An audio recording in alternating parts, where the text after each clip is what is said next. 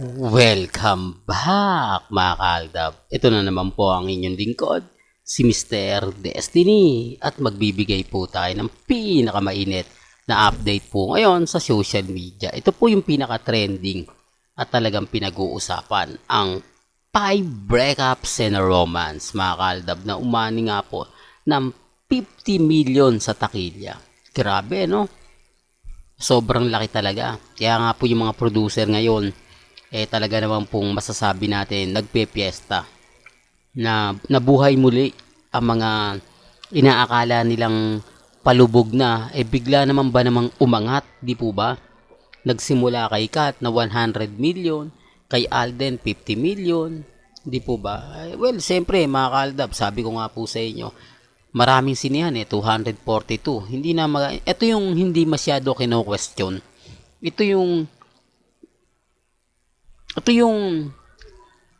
na ano ba yan, Mr. Destiny. Ibig kong sabihin mga kaaldab na hindi mo masasabing fake news. Hindi mo masasabing gawa-gawa lang o padding lang para lang pag-usapan ang isang pelikula. Di po ba? Wala, hindi mo siya talaga pwedeng sabihin na ginawa lang para magpa-impress. Ginawa lang para kumuha ng atensyon. Di po ba? Talagang sabi ko nga po sa inyo dito po sa channel ni Mr. Destiny, lahat po ng mga update, mauuna po kayo kasi yung mga komento po sa Instagram, sa Twitter, yan po yung mga binabasa natin. Kaya nga po yung iba magtatanong sa atin, alam mo Mr. Destiny, may punto yung mga sinasabi mo.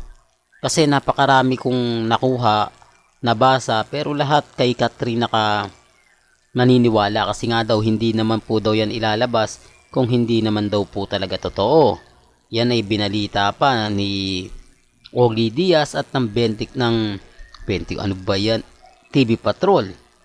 Alam nyo sa totoo lang kasi mga kaaldab, may mga bagay-bagay na mapapaisip din po kayo no? Kung totoo nga po ba o hindi. Di po ba? Pero marami talagang nagsasabi na base sa mga opinion po nila, parang hindi naman daw po talaga ganun. Di po ba? Kasi saan ka nga naman po makakita na hindi naman masyado gumalaw. Nakatulad nga po ni Derek Irene at ng producer na si Alden Richards at syempre sama na rin po natin ni Julia Montes. Tatlo po sila nagsanib puwersa. Tatlo po sila na talagang pinuno ang kanilang schedule para lang maayos yung setup, di po ba? Kaya nga po nagtataka rin yung iba.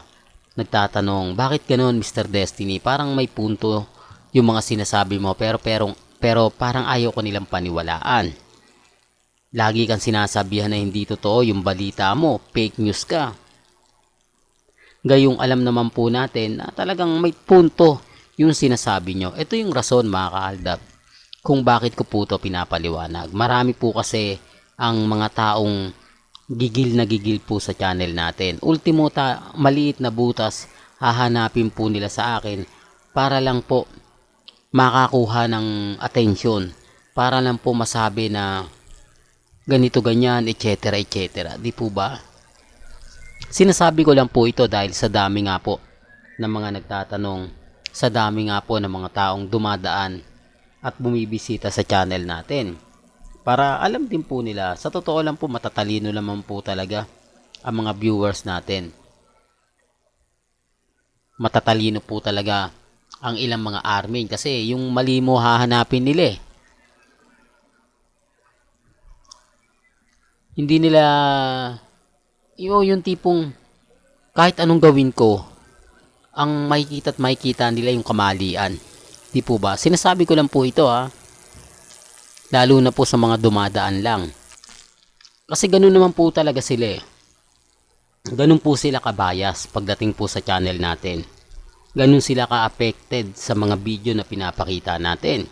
Gaya po ngayon, ito yung latest post ni Alden Richards na pinagpiestahan naman po sa Instagram, sa Twitter at sa Facebook. Di po ba? Ganyan po kamahal ni Alden yung mga fans. Ganyan po kamahal ni Alden ang mga sumusuporta po sa kanya. Kaya nga niya po ito pinopost para alam kung ano nga po ba yung update niya, kung ano nga po ba yung ganap. Di po ba? Yan ang isa sa talagang nakakatuwa. Yung pagmamahal ni Alden sa mga fans niya, talagang buhay na buhay. Hindi po katulad ng iba. Ang ibig kong sabihin buhay na buhay, mga kaaldab, yung lulubog at lilitaw. Di po ba? Parang palitaw lang. Lulubog, lilitaw.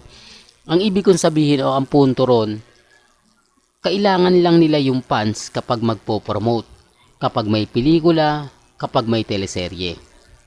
Hindi nila kailangan ng fans kapag wala silang ipopromote. Ganyan po sila ka desperado. Ganyan po sila ka bitter. Tapos sisisihin nila yung mga ibang artista na nagpo-post madalas. Di po ba? Tapos sasabihin nila, bakit ganon? Mas sikat ako rito ah. Mas marami akong followers. Pero bakit mas maraming nanonood sa kanila? Di po ba? Yan ang sinasabi natin. Kahit napakarami mong followers, kahit napakarami mong kumbaga sumusubaybay sa'yo, mauumay din yan. Di po ba? Kung kailan ka magpo-post at kung kailan ka lalabas lang. Di po ba? Gaya nga po ng kay Mengay at kay Congressman Spotted. Armin, wala naman po talaga eh. Di po ba? Kapag sinasabi kong ganyan na yung Armin dapat wala naman. Hindi naman sila love team. Kaya nga po nagtataka ako bakit may Armin pa eh. Abay, galit na galit po sila. Naghahanap na sila ng ng yung tipong kasiraan ko.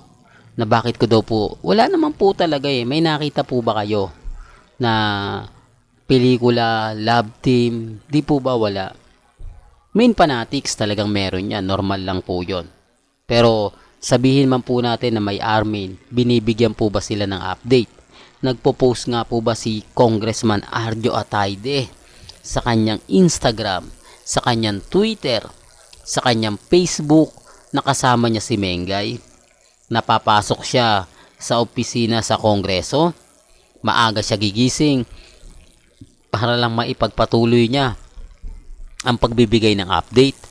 Although maraming bumabatikos po sa akin, sinasabi nilang hindi, politiko na kasi siya eh. Iba na yung galaw. Bakit gumawa siya ng pelikula? Bakit gumawa siya ng Topak at Katleya? Gayong politiko na pala siya. Andun pa lang ang dami ng mali eh. Di po ba? Hindi nila pwede sa aking sabihin yan kasi alam natin yung galawan ng social media. Alam natin yung mga kaganapan. Lalo na nga po sa mga bagay-bagay na ganito. Yung basta-basta na lang nila sasabihin. Tapos kapag may pelikula lalabas, di po ba? Maghanap po kayo ng post. Maghanap po kayo ng update ng Armin. Di po ba wala? Katulad ni Mengay, nasa E80. Hindi yan magpo-post sa Instagram, sa Twitter, sa Facebook. Oh, bali wala lang. Kumbaga, tangkilikin nyo yung E80 kung gusto nyo siyang makita. Puntahan nyo naman po sa Kongreso si Congressman Arjo kung gusto nyo naman po ng update. Di po ba? Ganun lang yun eh. Pero hindi po katulad ni Alden Richards. Na kung saan nga po mga kaaldab, kitang-kita nyo naman po na masipag po talaga siyang magbigay ng mga kaganapan. Di po ba? Well, hanggang dito na lang po yung updates natin mga kaaldab ha.